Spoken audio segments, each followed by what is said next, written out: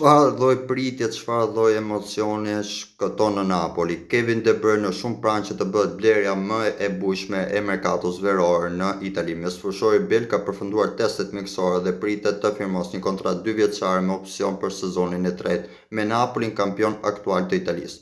Për sa i përket pagës së Kevin De Bruyne, sipas disa raportime të fundit, paga e tij do të jetë rreth 8 milionë euro neto në sezon, por Napoli duhet të paguajë edhe taksat dhe kontributet sociale që rrisin koston totale të pagesës në rreth 10-11 milionë euro bruto në sezon. Shuma e transferimit, skuadra e Napolit ka arritur një marrëveshje me Manchester City për një shumë për rreth 35 milionë euro, të cilat mund të rritet edhe me bonuset.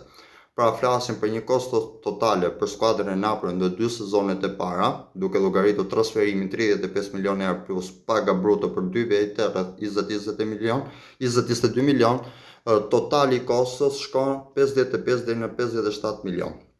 Për sa i përket Kevin De Bruyne, sipas mendimit tim, De Bruyne se ke Napoli kreativitet dhe vizion të jashtëzakonshëm në repartin e mesfushës, që do të ndihmojë Napolin në krijimin e rasteve të shumta sulmuese.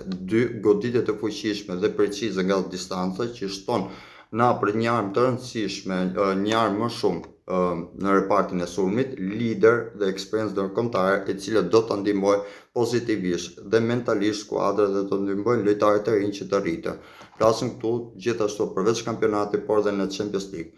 Ka fleksibilitetin në pozicion, duke i dhënë trajnerit Conte shumë mundësi taktike, rritje të nivelit të gjithë ekipit duke përmirësuar kontrollin e mesfushës dhe efektivitetin në fazën sulmuese. Ju çfarë mendoni? A do të jetë Kevin De Bruyne kyçi i suksesit të Napolit këtë sezon? Ndajeni, lëshoni komentin tuaj, komentoni më poshtë dhe mos harroni të ndiqni për të gjithë lajmet e fundit të merkatos dhe Serie A.